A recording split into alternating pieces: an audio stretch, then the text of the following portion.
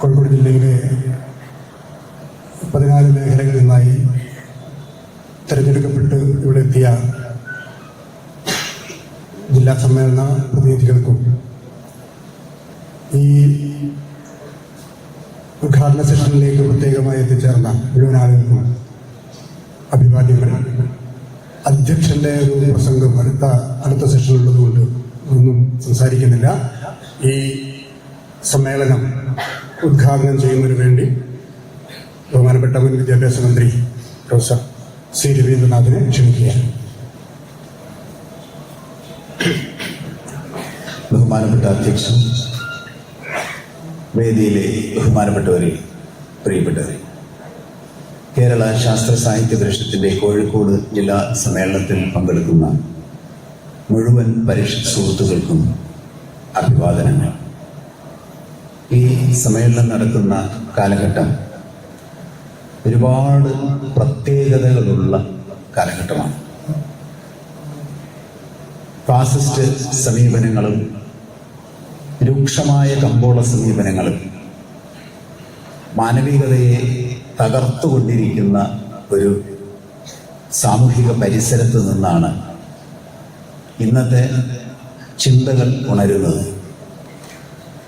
അതുകൊണ്ട് തന്നെ അപകടകരമായ ഒരു രാഷ്ട്രീയ പ്രതിസന്ധി, സാമൂഹിക പ്രതിസന്ധി നമ്മുടെ രാജ്യത്ത് ഉണ്ട്. അത് മനസ്സിലാക്കിക്കൊണ്ട് വേണം പരിഷത്ത് അതിൻ്റെ തുടർന്നുള്ള പ്രവർത്തനങ്ങൾ ചിട്ടപ്പെടുത്തേണ്ടത് എന്ന വിനീതമായ അഭ്യർത്ഥനയാണ് ഉള്ളത്. കമ്പോള സംസ്കാരം തീർത്ത അമാനവികതയും അയുക്തികതയും ഒരു പരിധി വിട്ട് അധീശത്വം പുലർത്തുന്ന ഒരു കാലഘട്ടമാണ്. അതിൻ്റെ അപകടം ജീവിതത്തിൻ്റെ എല്ലാ മേഖലകളിലും നാം കാണുക. അയുക്തികത അധീശത്വം പുലർത്താൻ ശ്രമിക്കുമ്പോൾ അരാഷ്ട്രീയത അതിനൊപ്പം ചേർന്ന് അധീശത്വം നേടാൻ ശ്രമിച്ചുകൊണ്ടിരിക്കുകയാണ്. ഇതെല്ലാം നാം നേരിടുന്ന പ്രതിസന്ധികളാണ്. ആ പ്രതിസന്ധിയെ മറികടക്കാൻ ജ്ഞാനത്തെ, അറിവിനെ എങ്ങനെ ഉപയോഗിക്കാം എന്ന് സമൂഹത്തെ പഠിപ്പിക്കാനാണ് പരിഷത്ത് ശ്രമിക്കേണ്ടത്. ജീവിതത്തിൻ്റെ എല്ലാ മേഖലകളിലും ആ ശ്രമം നടക്കണം. കാരണം എല്ലാ നൈതിക ഭാവങ്ങളെയും, നേരത്തെ പറഞ്ഞ അയുക്തികതയും അരാഷ്ട്രീയതയും ഇല്ലാതാക്കിക്കൊണ്ടിരിക്കുകയാണ്, തകർത്തുകൊണ്ടിരിക്കുകയാണ്. അതുകൊണ്ട് എല്ലാ മേഖലയിലും ഇടപെടാൻ നമുക്ക് കഴിയണം. അത് എല്ലാം പറയാൻ ഇപ്പോൾ സമയമില്ല. ഒരു പ്രധാനപ്പെട്ട കാര്യം മാത്രം സൂചിപ്പിക്കാനാണ് ഈ പശ്ചാത്തലത്തിൽ ശ്രമിക്കുന്നത്. ഇപ്പോൾ ഈ സമ്മേളനം നടക്കുന്ന കാലയളവ് തദ്ദേശ സ്വയംഭരണ സ്ഥാപനങ്ങളിലേക്ക് തെരഞ്ഞെടുപ്പ് നടന്നതിന് ശേഷമുള്ള കാലയളവാണ്. പശ്ചാത്തലം അതാണ്. പഞ്ചായത്തുകൾ പദ്ധതികളൊക്കെ ഉണ്ടാക്കാൻ തുടങ്ങണേയുള്ളൂ. 5 വർഷത്തെ ദീർഘവീക്ഷണമുള്ള ഒരുപാട് ഇടപെടലുകൾക്ക് സാധ്യതയുള്ള ഒരു കാലഘട്ടമാണ്. വളരെ കൃത്യമായി ശാസ്ത്ര സാഹിത്യ പരിഷത്ത് പണ്ട് ചെയ്തതുപോലെ തന്നെ അതിനേക്കാൾ ശക്തമായി ആ രംഗത്ത് ഇടപെടണം എന്നാണ് എനിക്ക് അഭ്യർത്ഥിക്കാനുള്ളത്. ജനകീയാസൂത്രണം സമൂഹത്തിൽ എത്തിക്കാൻ ഏറ്റവും അധികം ശ്രമിച്ച പ്രസ്ഥാനം പരിഷത്താണ് എന്ന് നമുക്ക് എല്ലാവർക്കും, എല്ലാ മലയാളിക്കും അത് അറിയാം. ആർക്കും അതിൽ എതിരില്ല. ഇന്ന് ഞാൻ നേരത്തെ പറഞ്ഞ മറ്റൊരു പശ്ചാത്തലത്തിൽ അധികാര വികേന്ദ്രീകരണ പ്രക്രിയയ്ക്ക് കൂടുതൽ പ്രാധാന്യമുണ്ട്. കാരണം എല്ലാം കേന്ദ്രീകരിക്കപ്പെടുകയാണ്. അത് ഫാസിസ്റ്റ് രീതി ആണ്. അധികാര വികേന്ദ്രീകരണം എന്നത് ഫാസിസത്തിന്റെ അജണ്ടയിലേ ഇല്ല എന്ന് നമുക്കറിയാം. അധികാര കേന്ദ്രീകരണമാണ് എല്ലാം. അതുകൊണ്ട് അധികാര വികേന്ദ്രീകരണത്തെ ശക്തമാക്കിക്കൊണ്ടേ ഫാസിസത്തെ ചെറുക്കാൻ കഴിയും. അധികാര വികേന്ദ്രീകരണം മൂർത്തമാകണം, അത് സമഗ്രമാകണം, അത് വൻ വിജയമാകണം. അതുകൊണ്ട് അതിൻ്റെ വിവിധ മേഖലകളിൽ ഇടപെടണം. അത് ഫാസിസ്റ്റ് വിരുദ്ധ ഇടപെടൽ തന്നെയാണ്. അതുപോലെ തന്നെയാണ് കമ്പോളം. കമ്പോളത്തിൻ്റെ ആധിക്യം വർദ്ധിച്ച് അതിൻ്റെ രൂക്ഷത വർദ്ധിച്ച് വരികയാണ്.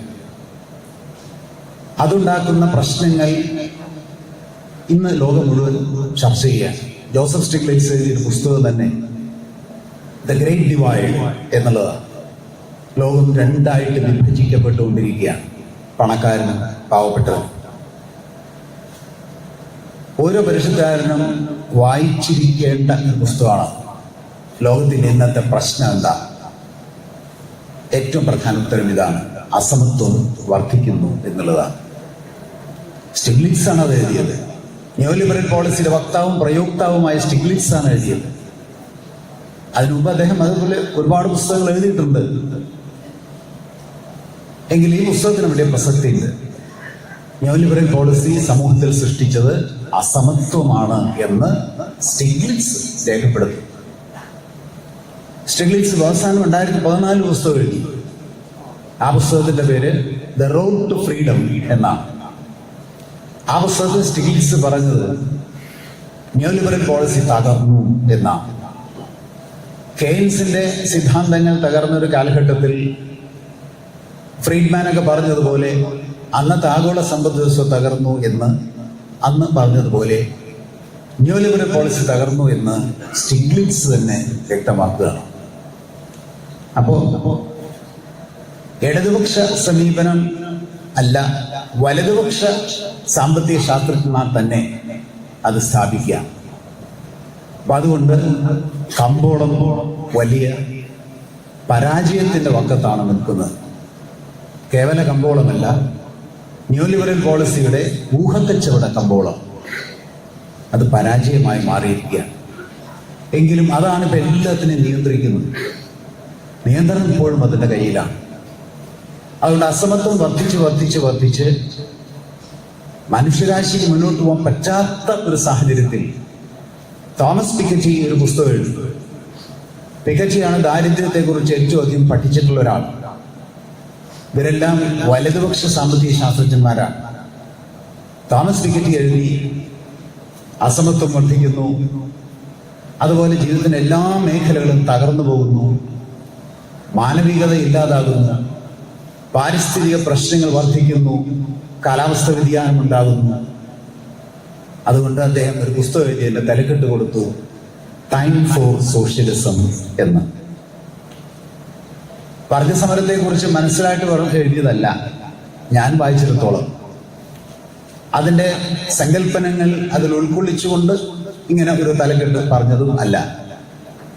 അസമത്വം വർദ്ധിച്ച് വരുമ്പോൾ സമത്വത്തിന്റെ പ്രസക്തി വർദ്ധിക്കുന്നു എന്ന് അദ്ദേഹം പറഞ്ഞതാണ് പിക്കറ്റി. ആ തലക്കെട്ട് ഗൂഗിളിൽ നോക്കണ ഈ പുസ്തകങ്ങളൊക്കെ എന്നൊരു അഭ്യർത്ഥനയുണ്ട്. ഇന്ന് ലോകം മുഴുവൻ ചർച്ച ചെയ്യാം ടൈം ഫോർ സോഷ്യലിസം എന്ന്. വാസ്തവത്തിൽ ഒരു മാറ്റത്തിന്റെ ഒരു കാലഘട്ടം എന്ന് വേണമെങ്കിൽ അതിന് പറയാം. അങ്ങനെ രേഖപ്പെടുത്തി കണ്ടില്ല എങ്കിലും വ്യക്തിപരമായി ഞാൻ അങ്ങനെ തിരിച്ചറിയുന്നു. ഇങ്ങനെ വളരെ അപകടകരമായ ഒരു അവസ്ഥയിൽ ലോക കമ്പോളം നിൽക്കുമ്പോൾ, ഗ്ലോബൽ ഇക്കോണമി നിൽക്കുമ്പോൾ, ഒരു പുതിയ സമ്പദ് വ്യവസ്ഥയെക്കുറിച്ച് സാമ്രാജ്യത്വം സ്വപ്നം കാണുക. ആ സമ്പദ് വ്യവസ്ഥയുടെ പേരാണ് നോളജ് ഇക്കോണമി, ജ്ഞാന സമ്പദ് വ്യവസ്ഥ. ഏറ്റവും പ്രധാനപ്പെട്ട ചൂഷണ ഉപകരണം അറിവായിട്ട് മാറുന്ന സമ്പദ് വ്യവസ്ഥ. ഏറ്റവും പ്രധാന ഉത്പാദന ഉപകരണം അറിവായിട്ട് മാറുന്ന സമ്പദ് വ്യവസ്ഥ. നോളജ് ഇൻഡസ്ട്രിക്ക് കൂടുതൽ സാധ്യതയുണ്ടാകാൻ പോകുന്ന സമ്പദ് വ്യവസ്ഥ. അങ്ങനെ ആഗോള ആധിപത്യം നോളജ് ക്യാപിറ്റലിലൂടെ നേടിയെടുക്കാം എന്ന് പോലും ചിന്തിക്കുന്ന ഒരു കാലഘട്ടത്തെക്കുറിച്ച് സാമ്രാജ്യത്വം സ്വപ്നം കാണാം. പറഞ്ഞതിൻ്റെ ചുരുക്കം, നിലവിലുള്ള ന്യൂ ലിബറൽ ഘട്ടത്തിൽ നിന്നും നമ്മൾ മാറുകയാണ്. ഒരു ട്രാൻസിഷൻ സ്റ്റേറ്റിലാണ് ഇന്ന് ലോകം. അപ്പൊ അങ്ങനെ ഒരു ട്രാൻസിഷൻ സ്റ്റേറ്റിൽ നിൽക്കുമ്പോൾ ഇന്ത്യക്കും അതിൻ്റെതായ പ്രശ്നങ്ങൾ ഉണ്ടാവും. അതെല്ലാം നമ്മൾ ഓരോന്നോരോന്നായി അനുഭവിച്ചും കണ്ടും വരികയാണ്. ആ സമയം ഇന്ത്യയിൽ ഇതെല്ലാം ഇന്ത്യയിലും പ്രതിഫലിക്കുന്നു. പ്ലസ് ഇന്ത്യയിൽ ഫാസിസ്റ്റ് ചിന്തകളും വളർന്നു വരും. അപ്പൊ ന്യൂ ലിബറൽ പോളിസിയുടെ അപകടകരമായ എല്ലാ അവസ്ഥകളും ഫാസിസത്തോട് ചേരുന്നു എന്നുള്ളതാണ് ഇന്ത്യയുടെ പ്രശ്നം. ഇത് രണ്ടും ചേർന്നാണ് ഇന്ത്യയിലെ ജനങ്ങൾ അനുഭവിക്കുന്ന പ്രശ്നങ്ങൾ ഉദ്ഭവിക്കുന്നത്. ഫാസിസവും ന്യൂലിബറൽ പോളിസിയുടെ ആസുരമായ അവസ്ഥകൾ. അങ്ങനെ നിൽക്കുമ്പോൾ ഞാൻ നേരത്തെ സൂചിപ്പിച്ചതുപോലെ അധികാര വികേന്ദ്രീകരണത്തിന് വലിയ പ്രസക്തി ഉണ്ടാവുകയാണ്. വരാൻ പോകുന്ന നോളജ് ഇക്കോണമിയിൽ അധികാരം മാത്രമല്ല എല്ലാം കേന്ദ്രീകരിക്കപ്പെടും എന്ന് നമുക്ക് ഉറപ്പാണ്. അറിവിനെ പൂർണ്ണമായിട്ടും കുത്തകയാക്കി അതുപയോഗിച്ച് ചൂഷണം ചെയ്യാൻ പോകുന്ന ഒരു കാലം. അതെല്ലാം മുന്നിൽ കണ്ടുകൊണ്ട് വികേന്ദ്രീകൃതമായ ഒരു വികസന സംസ്കാരം വളർത്തിയെടുക്കാൻ നമുക്ക് കഴിയേണ്ടതുണ്ട്. ആ അവസരത്തിലാണ് വികസനം എന്ന വാക്ക് കൂടുതൽ ചർച്ച ചെയ്യപ്പെടേണ്ടത്. അത് നമ്മുടെ എല്ലാം മനസ്സിൽ എന്താണിത് എന്ന് പരിശുദ്ധാണ് ഏറ്റവും കൂടുതൽ പറഞ്ഞിട്ടുള്ളത്. എങ്കിലും ഇപ്പോൾ കുറെ കൂടി മൂർത്തമായി കടന്നു വരണം. മുതലാളിത്തം നമ്മളെ പഠിപ്പിച്ചത് പോരാ, ഫിനാൻസ് ക്യാപിറ്റൽ നമ്മളെ പഠിപ്പിച്ചത് വികസനം എന്നാൽ പണത്തിന്റെ ഉൽപാദനമാണ് എന്നാണ്.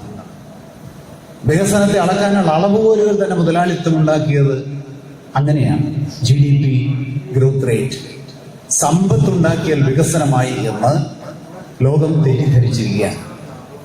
മാനവികതയ്ക്ക് എന്ത് സംഭവിക്കുന്നു? അത് വികസനത്തിന്റെ അളവുകോലിൽ പ്രതിഫലിക്കപ്പെടുന്നില്ല. പരിസ്ഥിതിക്ക് എന്ത് സംഭവിക്കുന്നു? വികസനം അളക്കുന്ന അളവുകോലിൽ ആ ഒരു വിഷയം തന്നെ ഇല്ല. ബാക്കി മാനവിക മൂല്യങ്ങൾക്ക്, പ്രകൃതി മൂല്യങ്ങൾക്ക്, ചരിത്ര മൂല്യങ്ങൾക്ക്, സാംസ്കാരിക മൂല്യങ്ങൾക്ക് എന്ത് സംഭവിക്കുന്നു എന്ന് വികസന ചർച്ചയിൽ സ്ഥാനമില്ല. എല്ലാം പണത്തിന്റെ ഉൽപാദനം ആയിട്ട് മാറും. അത് ഫിനാൻസ് ക്യാപിറ്റൽ ഉൽപാദനമായിട്ട് മാറും. അങ്ങനെ GDP ഗ്രോത്ത് റേറ്റ് വെച്ച് എല്ലാ വികസനത്തെയും വളർത്തും. ഫാസിസത്തിന് സന്തോഷമാണ്. മാനവികതയെ കുറിച്ച് ചർച്ചയില്ലാത്തൊരു വികസനം, മനുഷ്യമൂല്യങ്ങളെ കുറിച്ച് ചർച്ചയില്ലാത്തൊരു വികസനം, പാരിസ്ഥിതിക സന്തുലനത്തെ കുറിച്ച് ചർച്ചയില്ലാത്തൊരു വികസനം, പണം കൊണ്ട് മാത്രം അളക്കുന്ന വികസനം, ഫാസിസത്തിന്റെ ഇഷ്ടമുള്ള വികസന സങ്കല്പങ്ങളാണ് അതെല്ലാം. ഇത് ഈ സമൂഹത്തെ ബോധ്യപ്പെടുത്തണം. അതുകൊണ്ടാണ് പ്രധാനമന്ത്രി ദിവസവും പറയുന്നത് ഇന്ത്യ 4ാമത്തെ സമ്പദ് വ്യവസ്ഥയായി വളരുന്നു. GDP ഗ്രോത്ത് റേറ്റിൽ ഇന്ത്യ വളരുന്നു, 4ാമത്തെ സമ്പദ് വ്യവസ്ഥയാകുന്നു. അമേരിക്കയും ചൈനയും ജർമ്മനിയും ജപ്പാനും കഴിഞ്ഞാൽ ആഗോള GDP മൊത്തം നോക്കുമ്പോൾ ഇന്ത്യയാണ് 5ാമത്തെ. ആ രാജ്യത്തിന്റെ സമ്പദ് വ്യവസ്ഥ, മൊത്തം സമ്പദ് വ്യവസ്ഥയിലെ സമ്പത്ത് GDP ജപ്പാന്റെ സമ്പദ് വ്യവസ്ഥയേക്കാൾ GDPയേക്കാൾ അല്പം മുകളിൽ കയറി. അങ്ങനെ നമ്മൾ 4ാമത്തെ ആയിട്ട് മാറും. ഇനി കുറച്ച് വർഷങ്ങൾക്ക് ശേഷം നമ്മൾ 3ാമത്തേതായിട്ട് മാറും. അതിന് ഇന്ത്യ വളരുന്നു എന്ന് സമൂഹത്തെ ബോധ്യപ്പെടുത്തുകയാണ്, തെറ്റിദ്ധരിപ്പിക്കുകയാണ്. അതാണ് ശരി.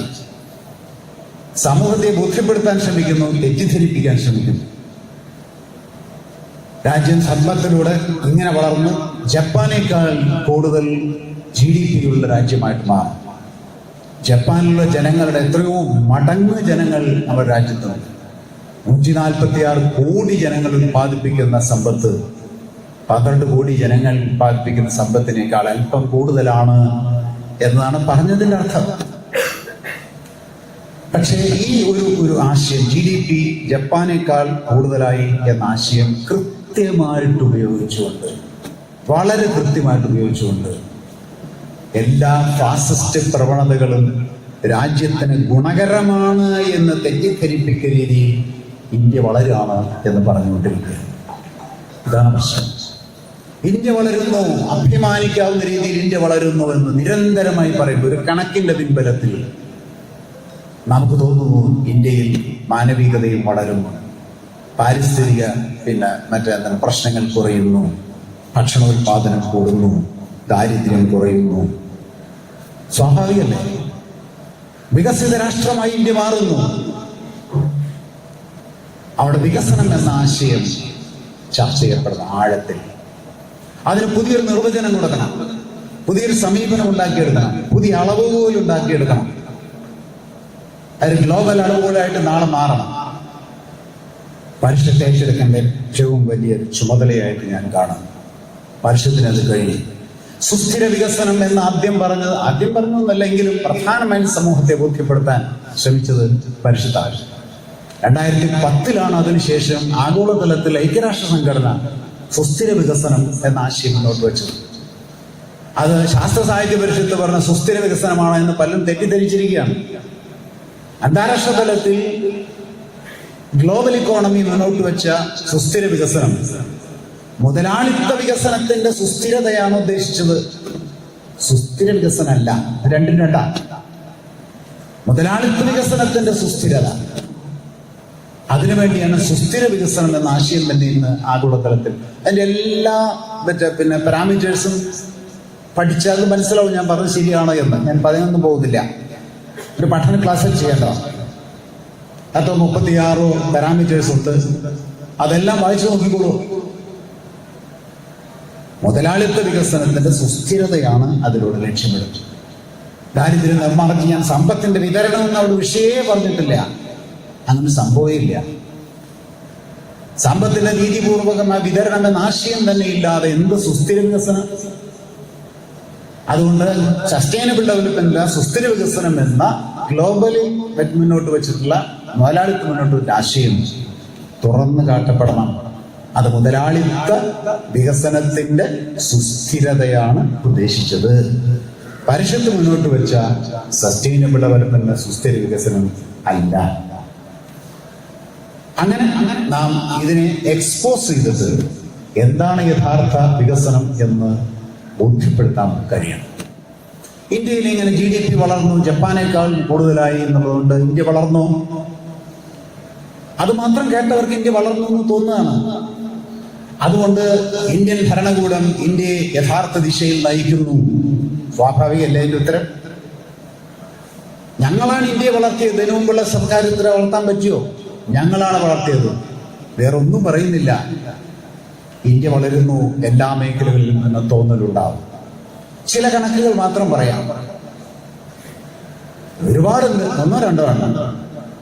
ഒരു രാജ്യത്തിലെ ഏറ്റവും പ്രധാനപ്പെട്ട ഒന്നാണ് ദാരിദ്ര്യം. രാജ്യം വളരുന്നു എന്ന് പറഞ്ഞാൽ പണം വളരുന്നു എന്നാണോ? ദാരിദ്ര്യം കുറയുന്നു എന്നാണോ? ഈ ഒരു ചർച്ച നടക്കുന്നില്ല. രാജ്യം വളരുമ്പോൾ പണം വലുതായി, പണത്തിന്റെ കണക്ക് കൃത്യം, ഒരു സംശയമില്ല അതിൽ. GDP ജപ്പാന്റെ GDPയേക്കാൾ അല്പം കൂടിയിട്ടുണ്ട്, ഗ്ലോബലി ആക്സെപ്റ്റഡ് ആണ്.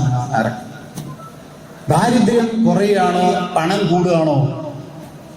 ഇതിലേതാ വേണ്ടത്? പണം കൂടണ്ട എന്നൊന്നും പറയുന്നില്ല, പക്ഷെ ദാരിദ്ര്യം കുറയണം.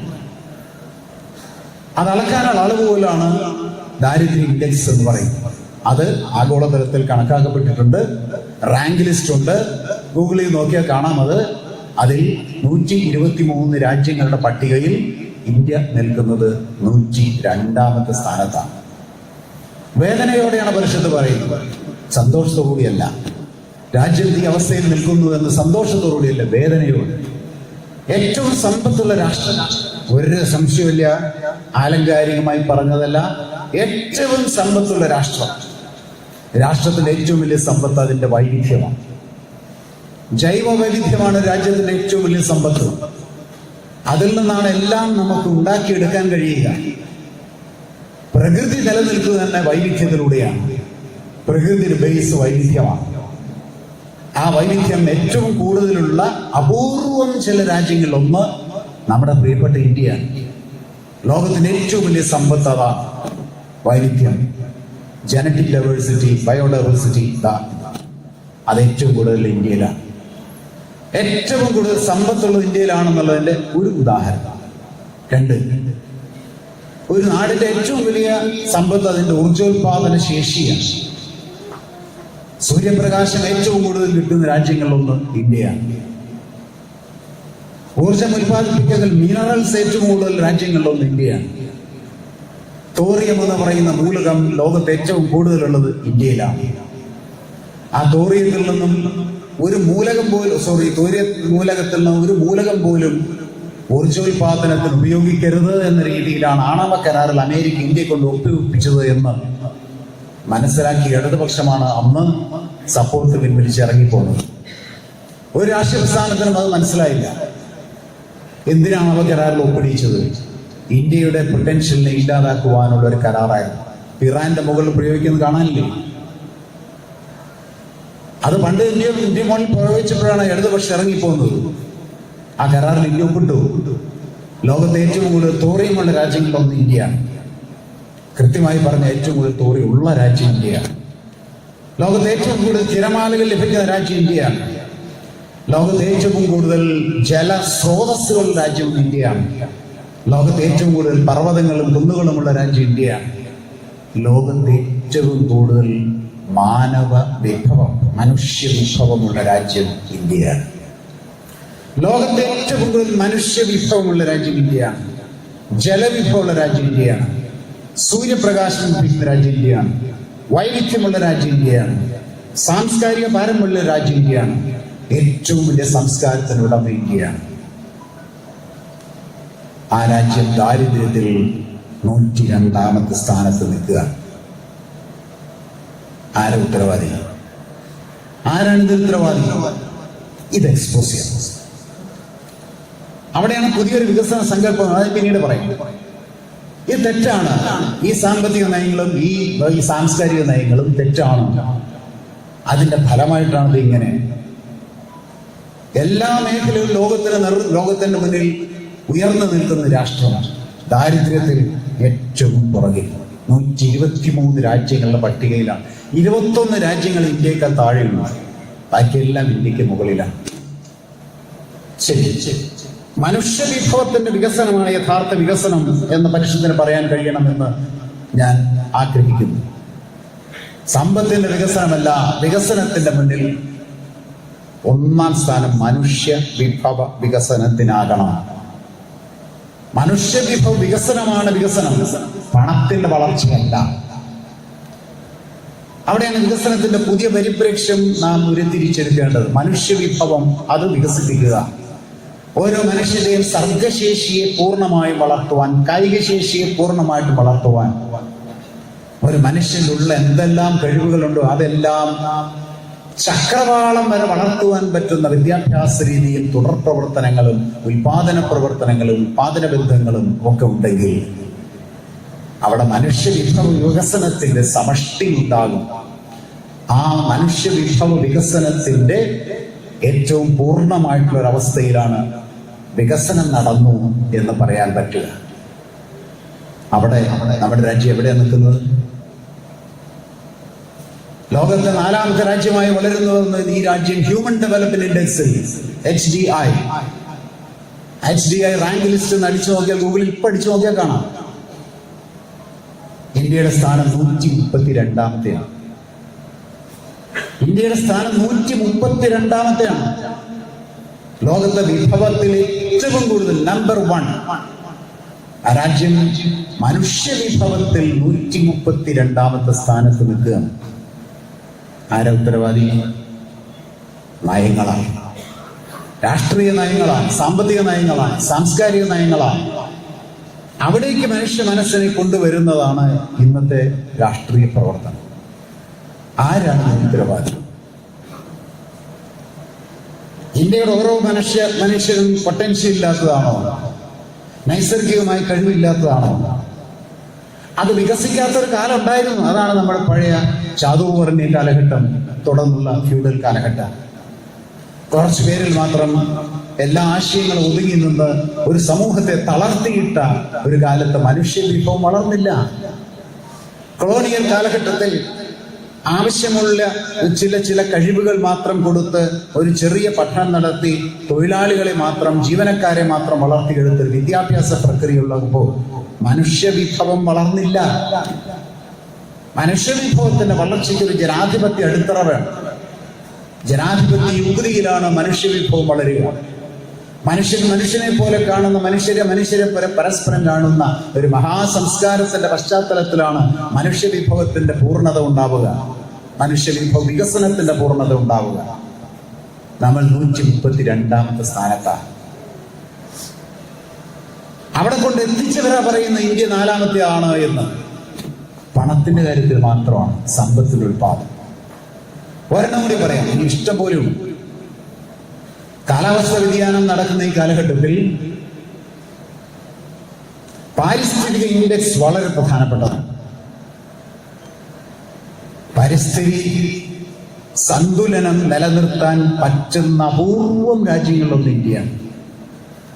ഈ ബയോഡൈവേഴ്സിറ്റി ഡെൻസിറ്റി നോക്കിയാൽ ചിലപ്പോൾ ഇതിനേക്കാൾ കൂടുതൽ ചെറിയ രാജ്യങ്ങളൊക്കെ കാണാം, ഇഷ്ടംപോലെ ഉണ്ട്. പക്ഷേ പരിസ്ഥിതി സന്തുലനം എന്ന ശാസ്ത്രീയമായ ആശയം വളർത്തിയെടുക്കാനും പുഷ്കലമാക്കാനും പറ്റുന്ന രാജ്യം ഇന്ത്യ തന്നെയാണ്. അത്ര കണ്ട് വെള്ളവും അത്ര കണ്ട് ഭൂമിയും മറ്റ് ജീവജാലങ്ങളും സസ്യവും പർവ്വതങ്ങളും ഇതൊക്കെയുള്ള ഇന്ത്യ പാരിസ്ഥിതിക സന്തുലനം വളർത്തിയെടുക്കാൻ ഏറ്റവും അനുയോജ്യമായ രാജ്യമാണ്. ആ രാജ്യം പാരിസ്ഥിതിക ഇൻഡെക്സിൽ എവിടെയാണെന്ന് നിൽക്കണമെന്നറിയോ? 180 രാജ്യങ്ങളുടെ പട്ടികയിൽ 181ാമത്തെ അല്ല എന്നുള്ള സന്തോഷമുണ്ട്. അതിന്റെ അർത്ഥം 180ാമത്തെയാണ്. ലോകത്തെ 4ാമത്തെ രാജ്യമായി വളരുന്നു പറഞ്ഞ ഇന്ത്യ പാരിസ്ഥിതിക ഇൻഡെക്സിൽ 180ാമത്തെ സ്ഥാനത്ത് നിൽക്കുക. 180.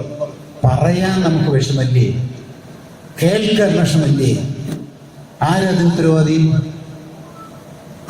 ഉത്തരവാദി നമ്മുടെ സാമ്പത്തിക നയങ്ങളും നമ്മുടെ സാംസ്കാരിക നയങ്ങളും. ഇത് പുറത്തു കാണിക്കാതെ ഇന്ത്യയെ യഥാർത്ഥ വികസനത്തിൽ കൊണ്ടുവരാൻ കഴിയില്ല. ഞാൻ 2-3 കണക്ക് പറഞ്ഞു, ഇഷ്ടംപോലെ ഇനിയും ഉണ്ട്. അതെല്ലാം ഇന്ത്യക്ക് പുറത്ത് ഇന്ത്യയെ പഠിച്ച് ഉണ്ടാക്കിയ കണക്കുകളാണ്, ആഗോളതലത്തിൽ അംഗീകരിക്കപ്പെട്ട കണക്കുകളാണ് എന്നർത്ഥം. അതുകൊണ്ട് നമ്മൾ 4ാമതായിട്ട് വളരുന്നു എന്ന് പറയുന്നത് ഈ പറയുന്ന പിറകിലേക്ക് പോകുന്ന ഘടകങ്ങളെയെല്ലാം മറച്ചു വെച്ച് സമ്പത്തിന്റെ ഉൽപാദനം കൂടിയിട്ടുണ്ട് എന്ന് കാണിക്കാനാണ്. ശരി, അതെങ്കിലും ഉണ്ടല്ലോ. അതുമില്ല എന്നുള്ള വസ്തുത. അതെന്താ? ഇന്ത്യയുടെ സമ്പത്ത് വളരെ ചുരുക്കം പേരിലേക്ക് ധ്രുവീകരിച്ചുകൊണ്ടിരിക്കുകയാണ്. സ്റ്റിഗ്ലിറ്റ്സ്, അതിനുവേണ്ടി ആദ്യ പുസ്തകം പറഞ്ഞു, സ്റ്റിഗ്ലിറ്റ്സിന്റെ പുസ്തകം വായിച്ചോ. ഇന്ത്യയുടെ ആകെ സമ്പത്തിന്റെ 4.86%, ഇന്ത്യയുടെ ആകെ സമ്പത്തിന്റെ 4.86% 2 വ്യക്തികളുടെ കൈവശമാണ്. 2 വ്യക്തികളുടെ കൈവശം.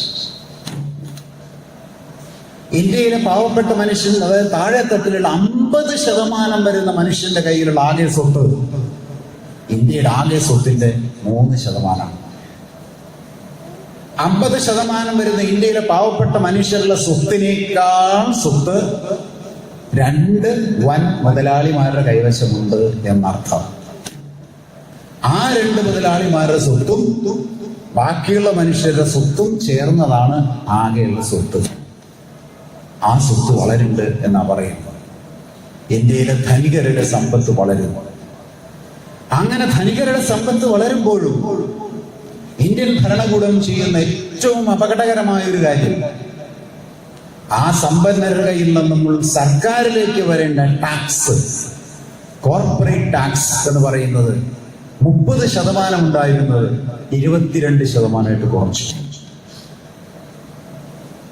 ഒരു ഭാഗത്ത് പണം കുന്നുകൂടുമ്പോൾ അത് താഴേക്ക് കൊടുക്കുന്നത് ഈ ടാക്സിലൂടെയാണ് എന്ന് കുറെയെങ്കിലും അത് 30% ആയിരുന്നു 22%, 22% കുറച്ചു.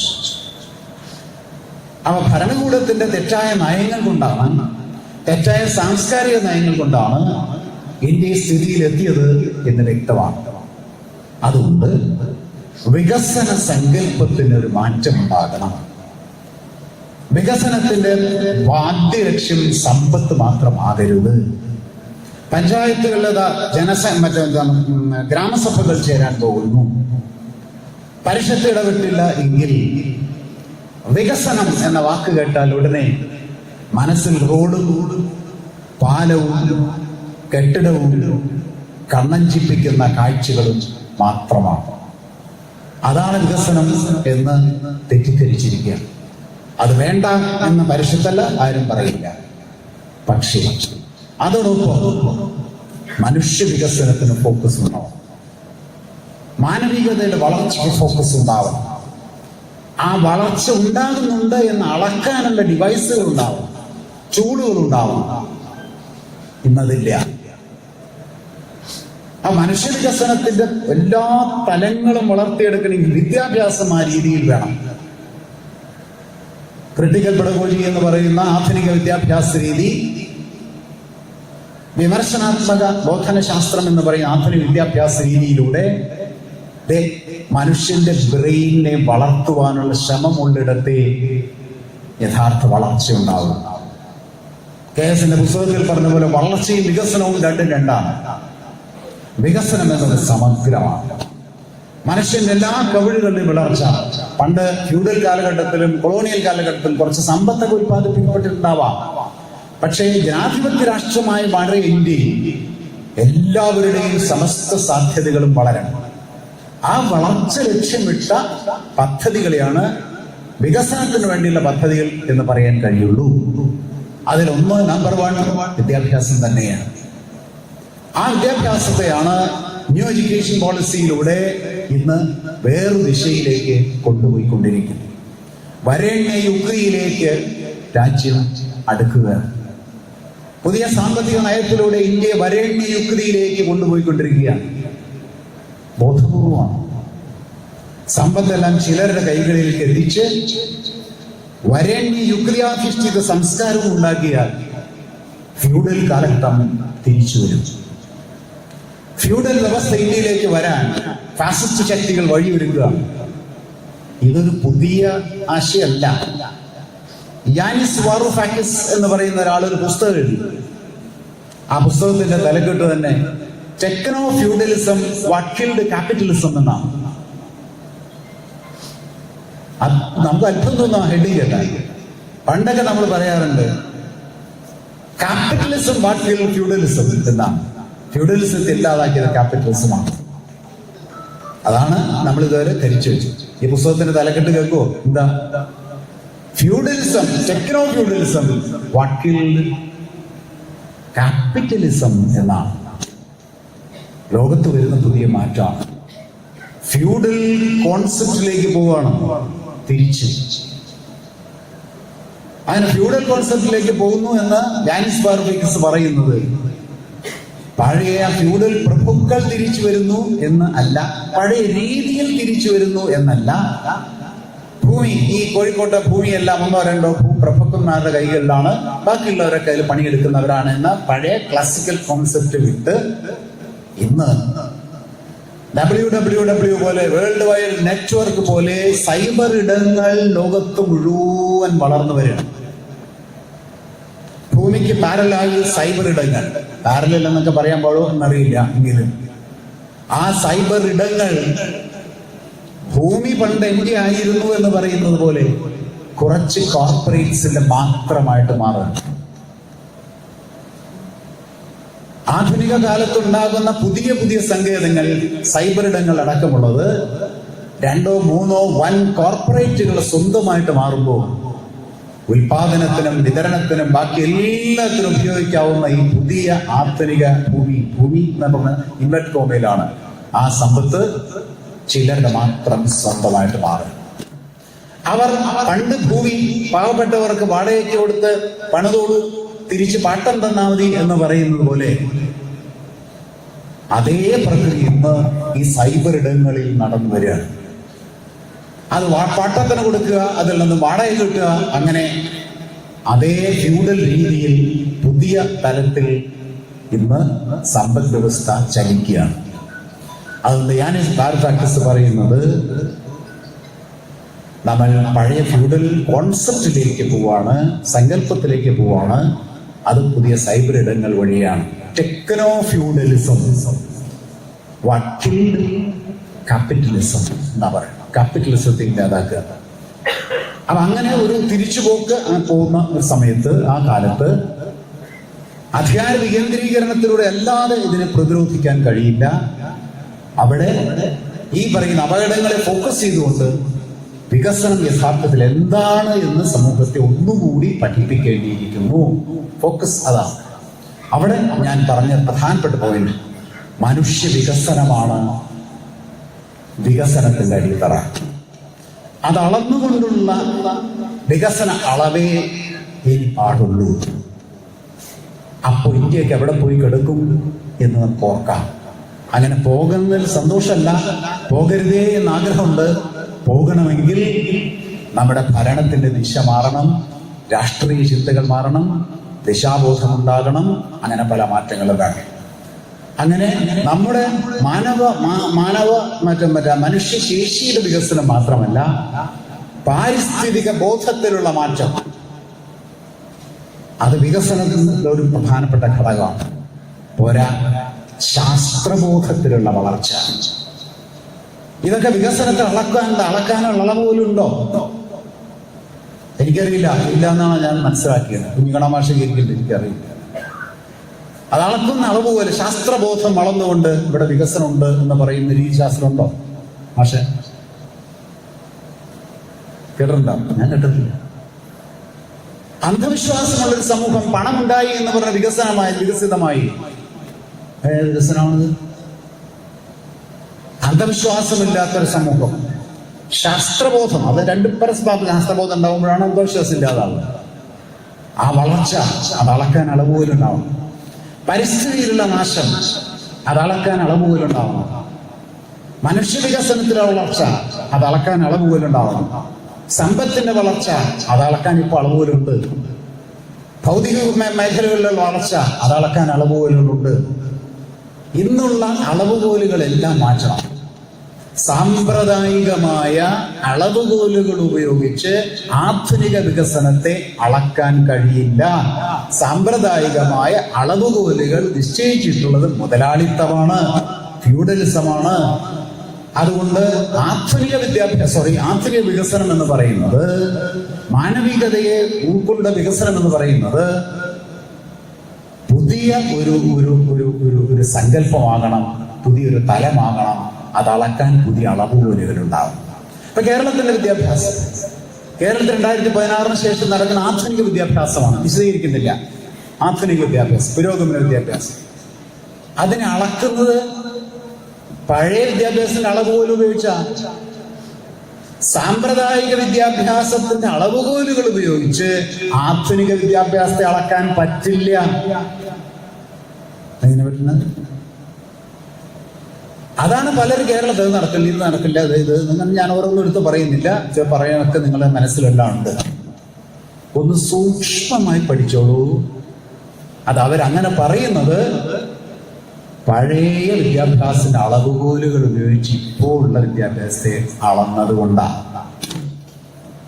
ഇപ്പോൾ ഉള്ള വിദ്യാഭ്യാസത്തെ അളക്കാൻ പുതിയ അളവുകോല് വേണം. കാരണം അത് പുരോഗമന വിദ്യാഭ്യാസമാണ്. പണ്ട് നമ്മുടെ ബ്രെയിനിനെ വളർത്താൻ ഒരു ലക്ഷ്യം ഉണ്ടായിരുന്നില്ല. അതിനിങ്ങനെ അടക്കി ഒതുക്കി, എന്താണ് അതിന്റെ ആ പെഡഗോജിയുടെ പേര് തന്നെ ഉണ്ടല്ലോ, റെഡിയാറ്, മറ്റേ ഔട്ട്കം ബേസ്ഡ് അല്ലെ? എന്താണ് ഔട്ട്കം ബേസ്ഡ് അല്ലെ? പ്രസാദ്, ഔട്ട്കം ബേസ്ഡ് പെഡഗോജി ഇത്രയും മതി എന്നുള്ളതാണ്. കൊളോണിയൽ പെഡഗോജി, ജ്ഞാനമണ്ഡലത്തിലേക്കൊന്നും ഇന്ത്യൻ ജ്ഞാനം മറ്റേ തലം വരണ്ട. ഗ്ലോബൽ ജ്ഞാനമണ്ഡലത്തിലേക്ക് ഇന്ത്യയുടെ ജ്ഞാനമണ്ഡലം വരുമൊന്നും വേണ്ട. ഞങ്ങൾക്ക് ആവശ്യമുള്ളിടത്തോളം അത് വളർന്നാൽ മതി. കണ്ടെയ്ൻ ചെയ്യാം. അതാണ് പെഡഗോജി.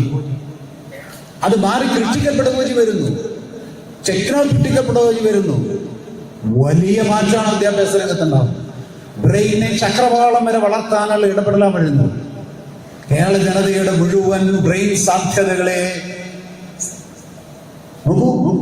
നൈസർഗികമായി വളർത്തിയാൽ കേരളത്തിന്റെ ജ്ഞാനമണ്ഡലം എവിടെയാകും എന്ന് ആലോചിച്ച് നോക്കിയോ?